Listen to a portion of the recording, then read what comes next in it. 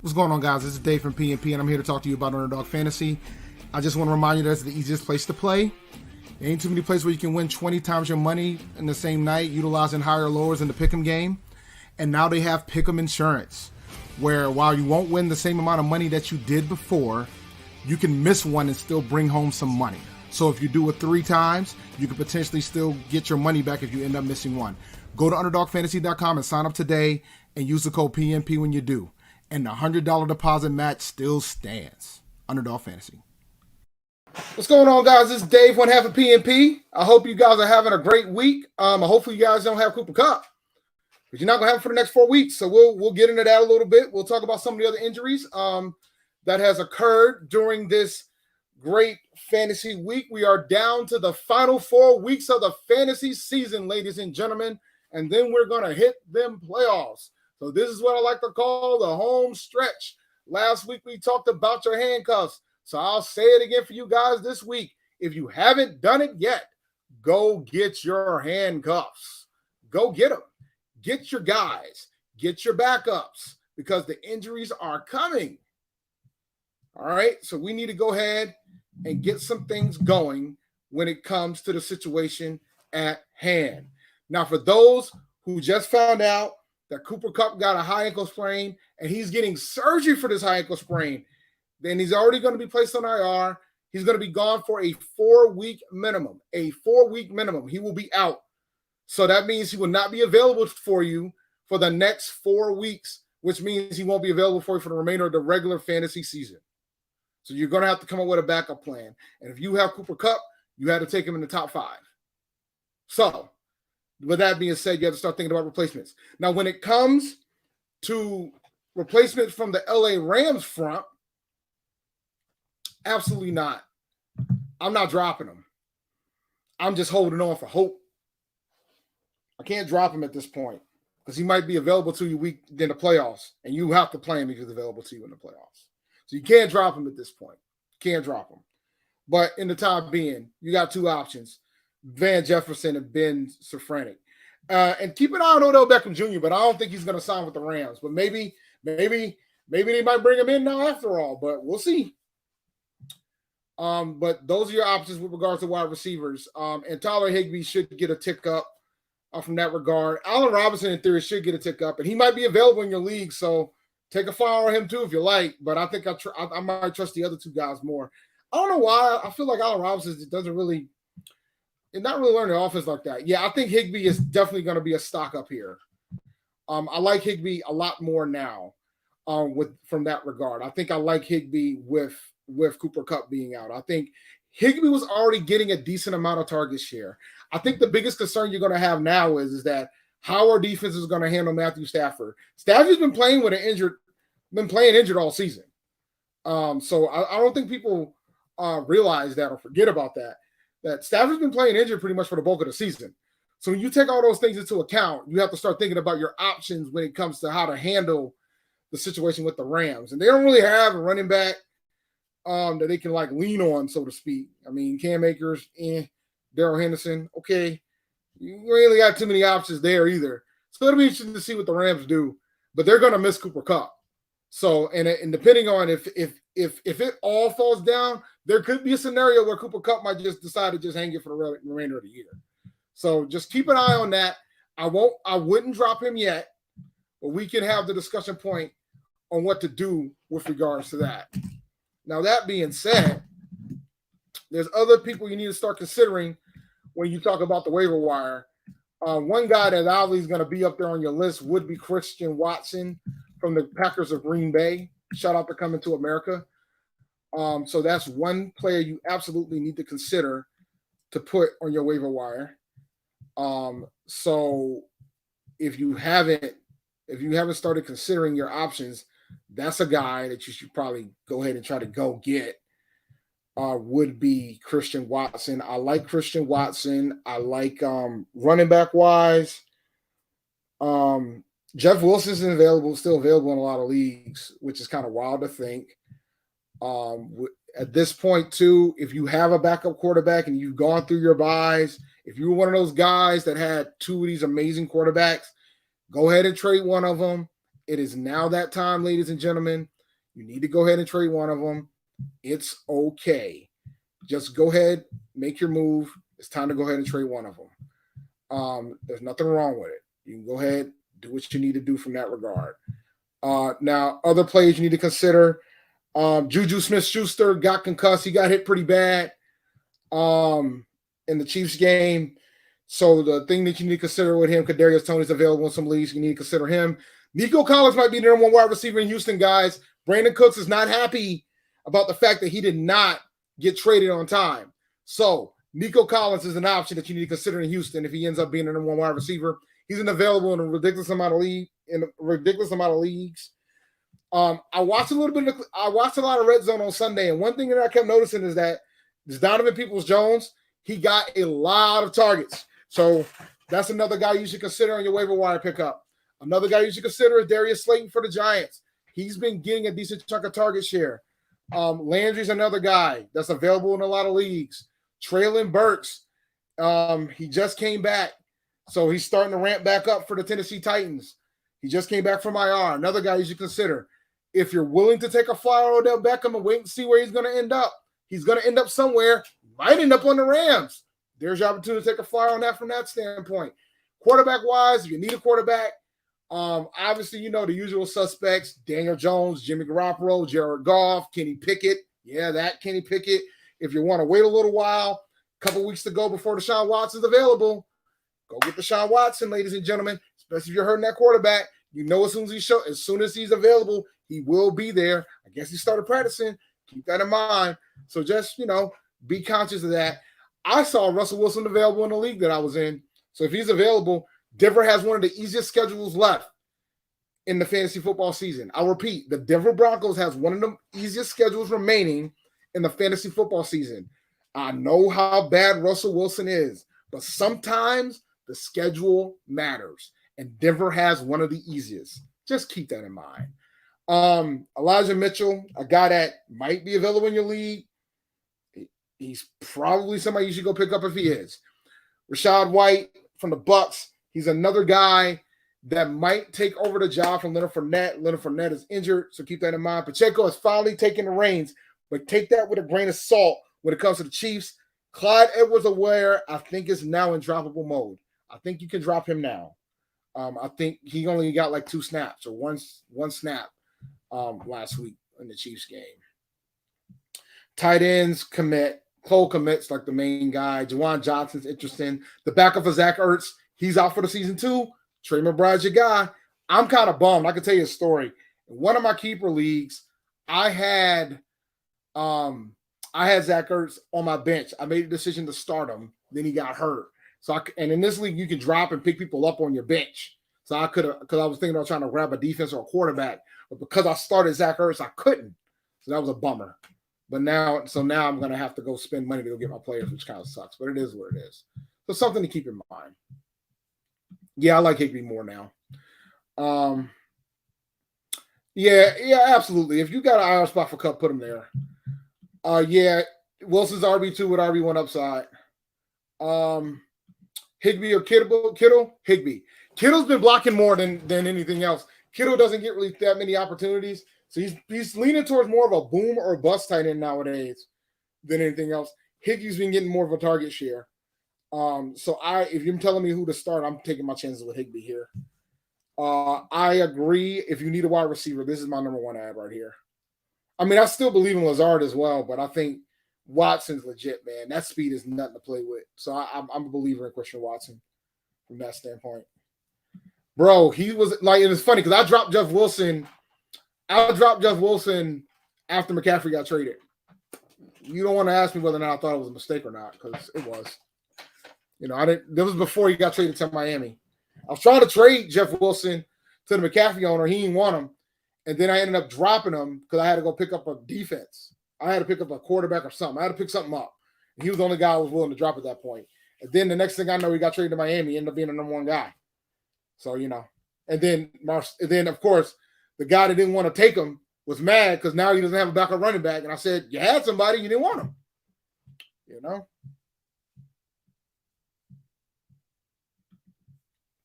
Well, it wasn't just Fields that was killing his value, bro. It was also Herbert. But now you ain't got to worry about Herbert.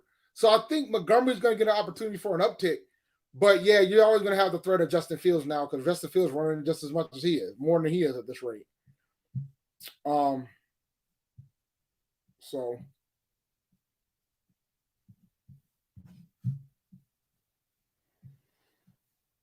I got Pierce, Foreman, and CMC pick 2. CMC and Foreman. I think Foreman's going to end up being the bulk guy. You're going to start CMC every week, guys. Don't let the threat of the fact that the split carries with Elijah Mitchell scare you guys. I don't know, man. I think Montgomery's going to get some shine, and with Justin Fields there, I don't know if it's enough. I don't know. I don't think there's enough. I just don't think there's enough. It's obvious that Fields just wants to run wild from that standpoint. So I just don't. I don't think it's enough from that standpoint, in my opinion.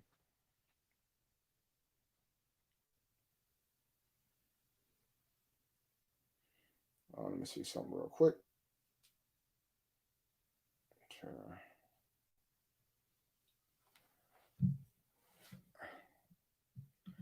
Your season's not done if you got Elijah Mitchell. This is why I tell you guys to go get your handcuffs. Now, granted, with CMC it was hard because he got traded to San Francisco. But Elijah Mitchell was available in a lot of leagues for a while, and I think Elijah Mitchell probably got dropped after CMC got traded too. I think there was an assumption that CMC was going to get all the work.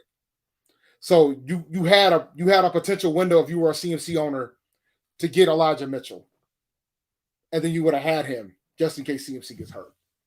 So that's why it's important to always get your handcuff, especially when you know somebody like that. I mean, all right. So let's pull up some numbers, man. Let's look at some numbers. Let me go ahead and get this browser up real quick. Give me 1 second to pull up.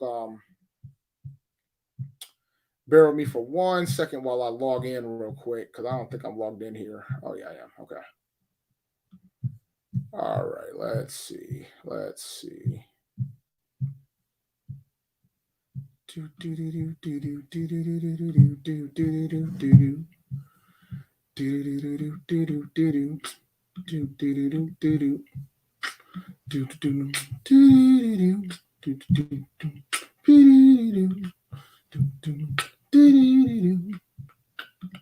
God damn. It's a new day. God damn. All right. So let's drive this way. We'll drive this way. Can I wonder, hold on, let me see something real quick. Can I move this? Can I move this?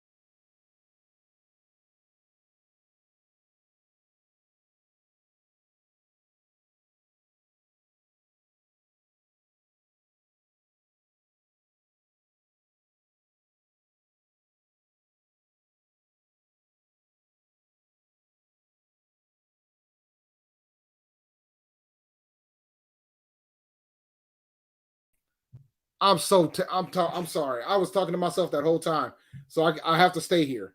Sorry about that, guys. Nah. I'm out here talking to myself. But what I said was McCaffrey's 11th. He got the ball 18 times. I'm sorry, guys. That's my bad. When I took myself off, I'm thinking that it would just take myself off, but it didn't work that way.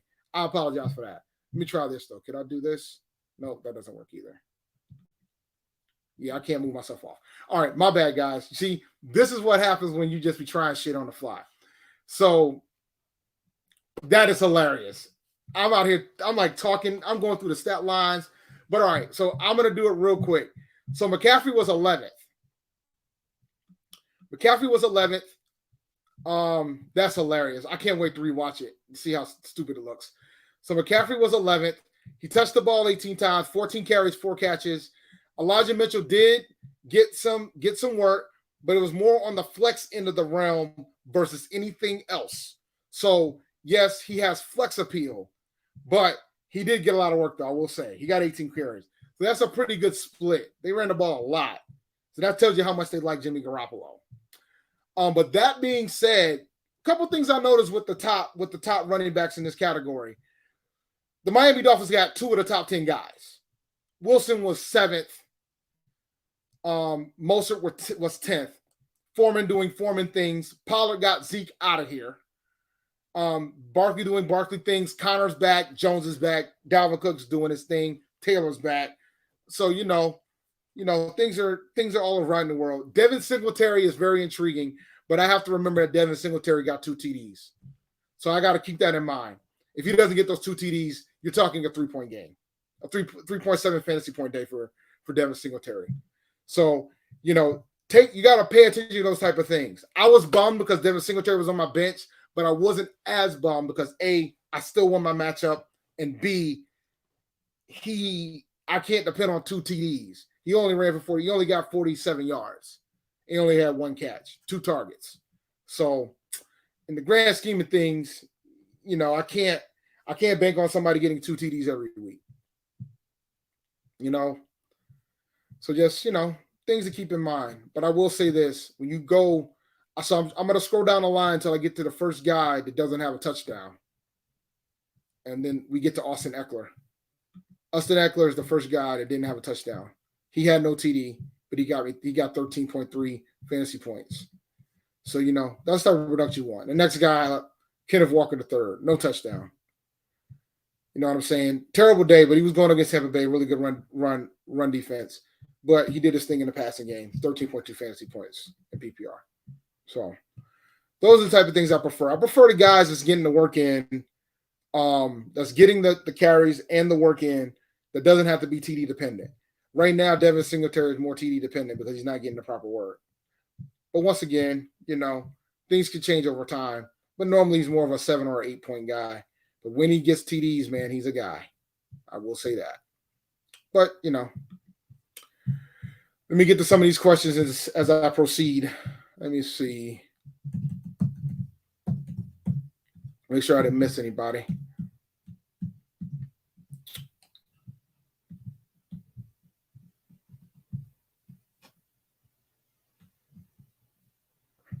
I don't know if I would do that anymore, to be honest with you. I think I'm starting to lean towards trusting Pollard more than Zeke at this point. Should I drop Cortland Sutton for Christian Watson? I don't think I want to do that yet. Let's look at wide receivers for a second here for this week. Where? Oh, this is another guy you should consider, but I'm worried about him. But yeah, no, he only got 1 target. Never mind. No, never mind.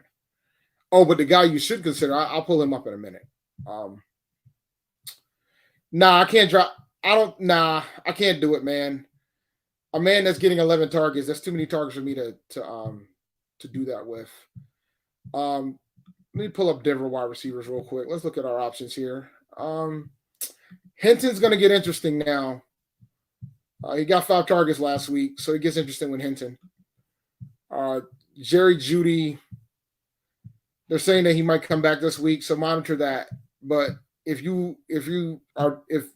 Hinton's available in leagues, so if you need help, Hinton would probably be a viable option if you need help at wide receiver. Because we consider the target share. He's next in line from that standpoint. I wouldn't drop Sutton for him though, especially with Judy injured. I can't do it right now.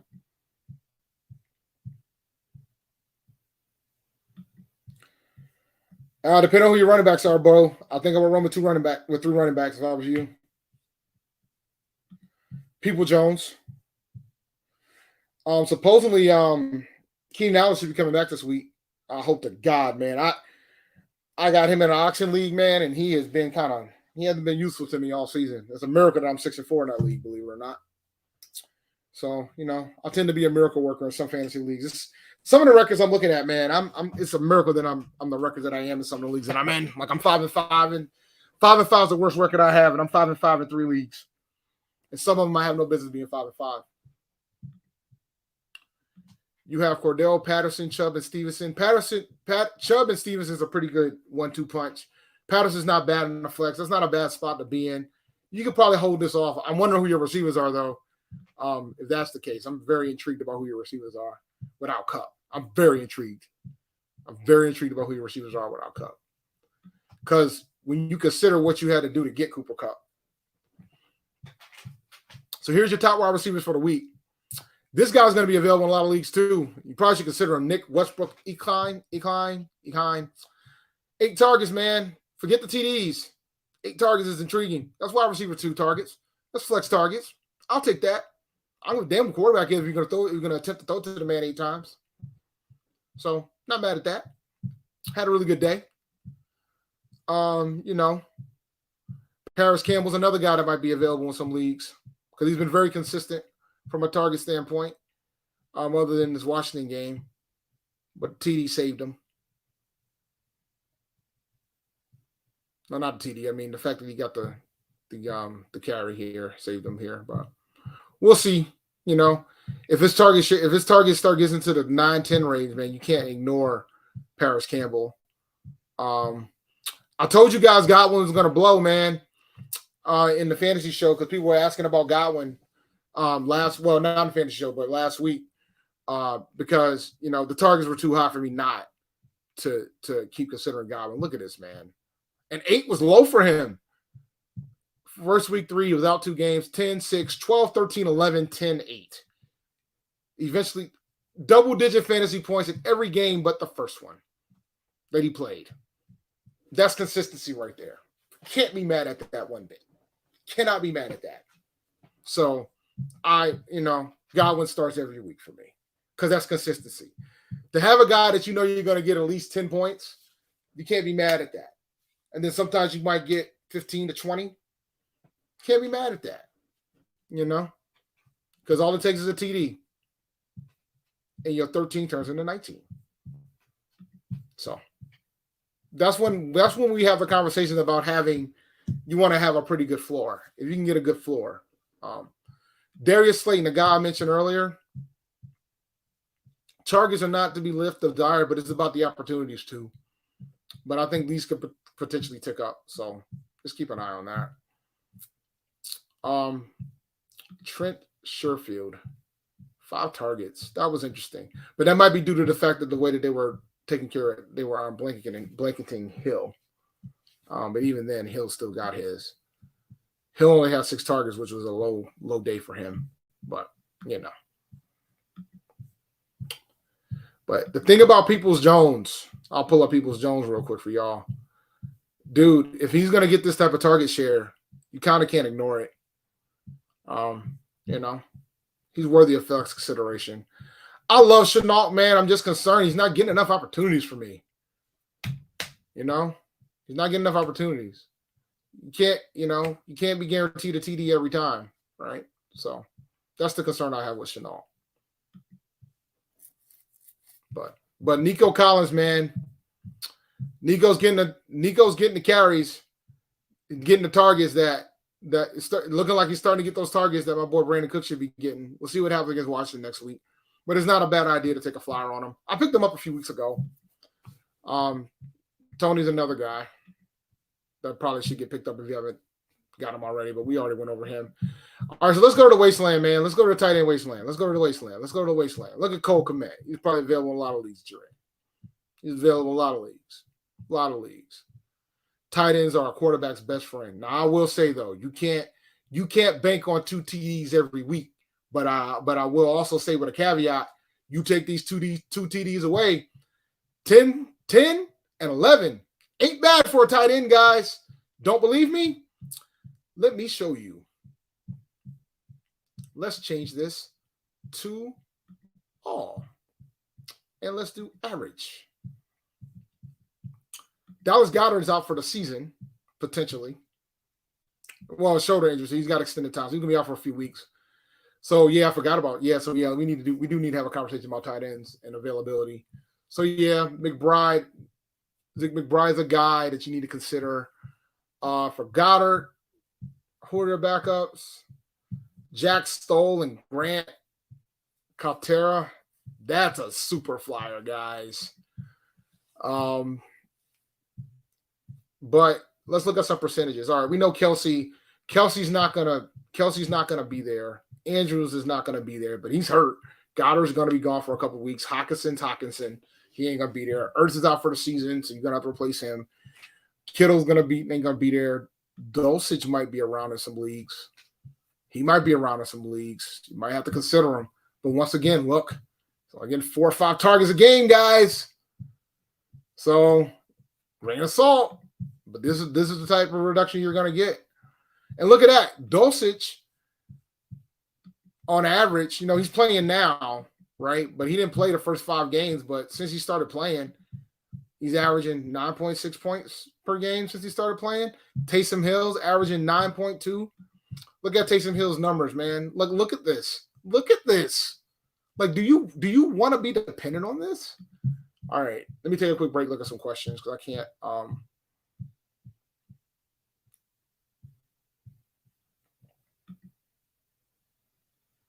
Oh, you're good. You ain't got nothing to worry about. You got Kurt, Diggs, you got Amon-Ra. You're good. I mean, I don't think I would trust Cordell Patterson more than the flex. I think Patterson's going to get the most work out of all the running backs in Atlanta, though. I will say that. Yeah, man. May I suggest best ball leagues? And it's less things to manage because then it puts the best lineup in every week. You ain't got to do nothing.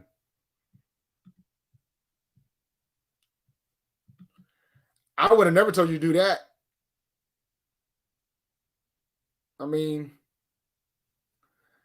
I said Hurts was a sleeper that could potentially end up being the top guy, but Hurts was a guy you get after Allen Mahomes Jackson.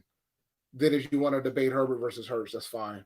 But I'm getting nervous about Herbert. I'll be honest. I got Herbert in the lead. I'm nervous, man. I might have to go make some moves out in these trade streets. I haven't made a trade yet all season. So keep Higbee. Are you talking about commit? Keep Higbee. He's more dependable. Yeah, I would keep Higbee, especially now with Cooper Kupp out for 4 weeks. They did. We lost. I remember I had one season. I'm going to go back to this real quick. I remember I had one season. I ran into the highest score of the week 6 times. And I was the second highest. 5 of those 6. So, yeah. I mean, it happens sometimes, man. You're 4-6. I mean, if you're the highest scoring team, maybe the average will come through. It's funny because in one of the leagues that I'm in, I think I'm the 5th highest scorer in the league, I believe. I mean, maybe I'll pull it up before I leave today. And I'm like the 5th highest scorer in the league, but I'm 5-5, and the tiebreakers are head to head. So depending on who I'm tied with, I could miss the playoff spot if I lost to them head to head, which kind of sucks. But the way the league is, I'm gonna show you the standings. You want to talk about a league where everybody is literally still in it with 4 games to go. Let me show you what chaos looks like. If you want to see what chaos looks like, let me see, where's the standings at? Here are the standings. I'm in 7th. We have a 5-way tie for first place at 6-4, and we have a 4-way tie for sixth place at 5-5. Then we have one guy that's 4-6, and the other two teams are 3-7.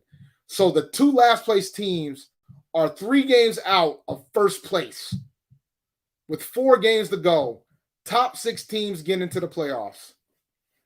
And even though I'm 7th because of tiebreakers, because of the points, because right now I have less points than the guy ahead of me. Because there's 4 people, the head-to-head tiebreakers don't apply. It comes down to points. So I'm second.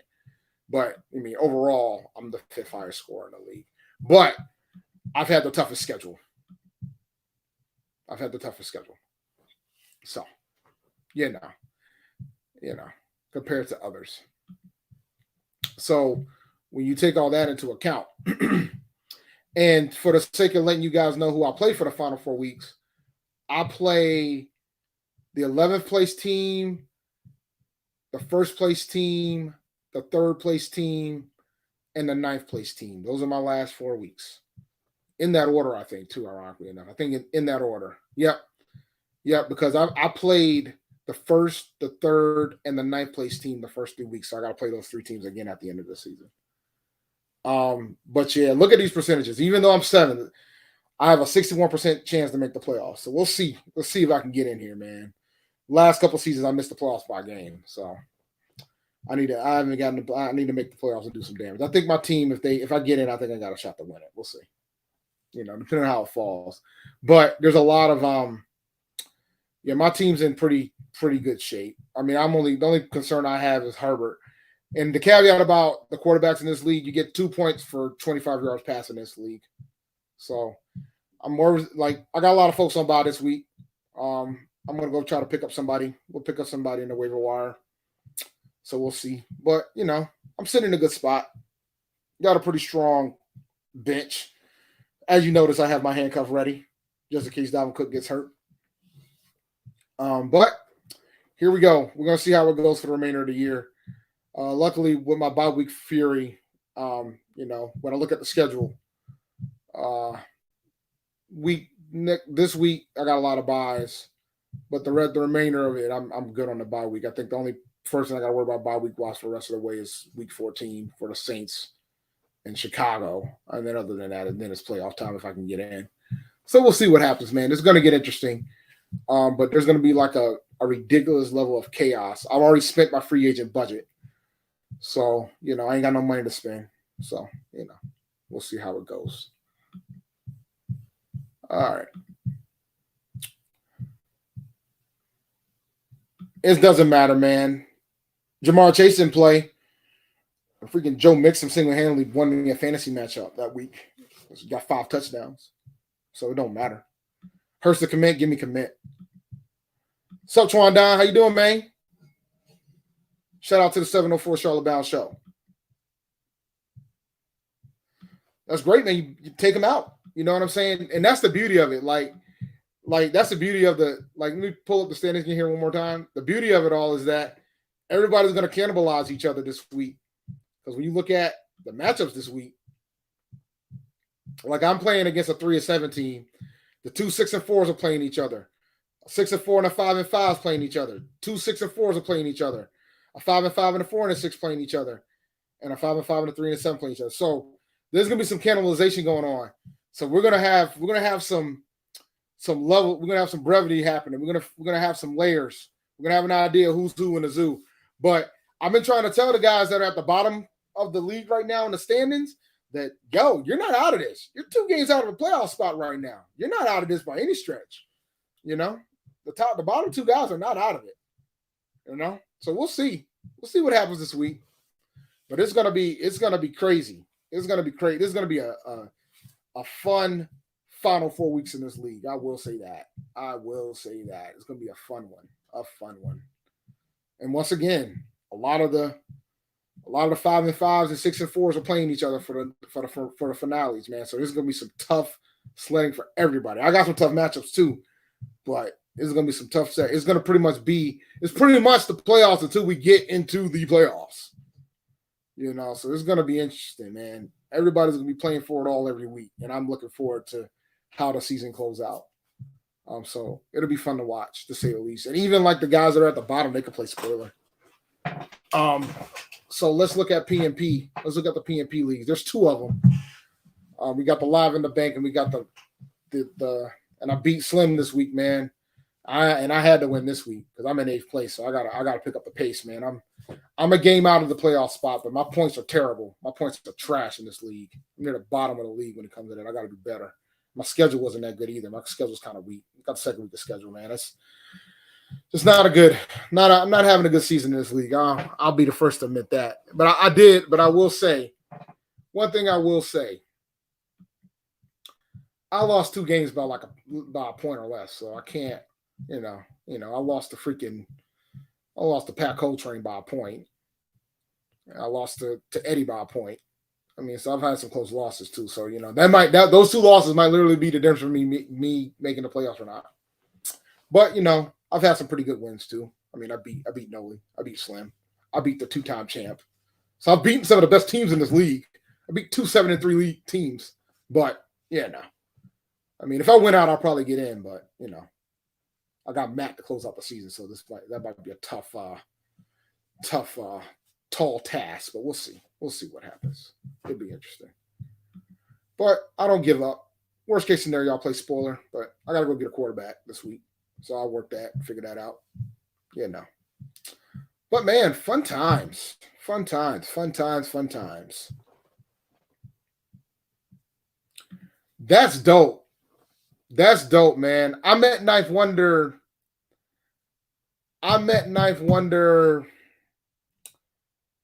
at my first Root show. I didn't realize it was him. It was at Wake Forest during the Phrenology tour.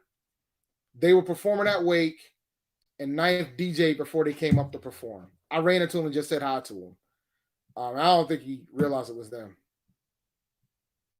So, but nah, man. Knife, and then I met Knife at a Rhapsody concert a while back. Absolutely not. Absolutely not. DJ needs to be on your bench this week. Nope. Baker starting. Don't trust him. Nope.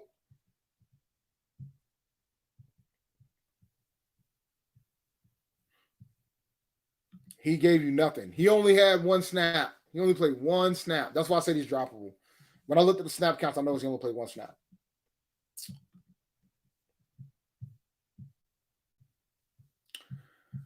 All right, let me see here. Is there anything else I want to go over? Any other concerns? Trades. If you want to talk about trades. Eno Benjamin is going to Houston. Don't know how much that's going to affect Dameon Pierce. Not sure how concerned I am quite yet. You might have a panic Pierce owner. I would try to look into potentially trading for him if that is the case. God, I got a lot of players on bye this week.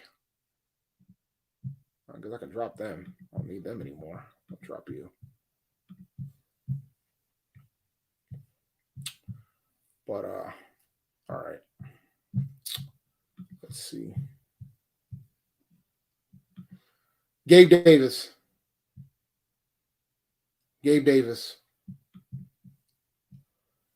All right. Now it is time to shut this bad boy down.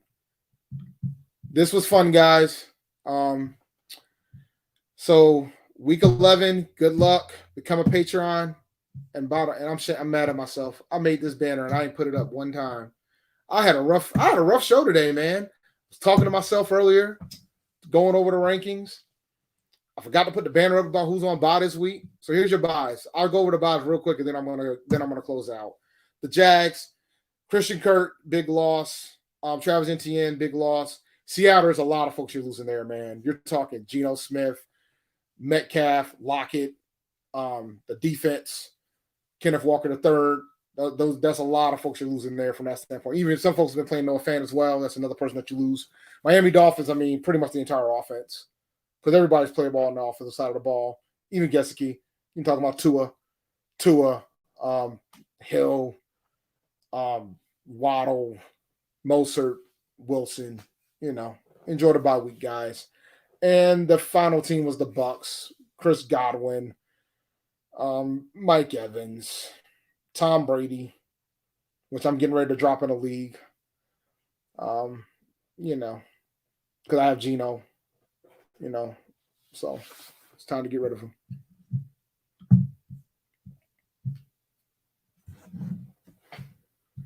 But all right.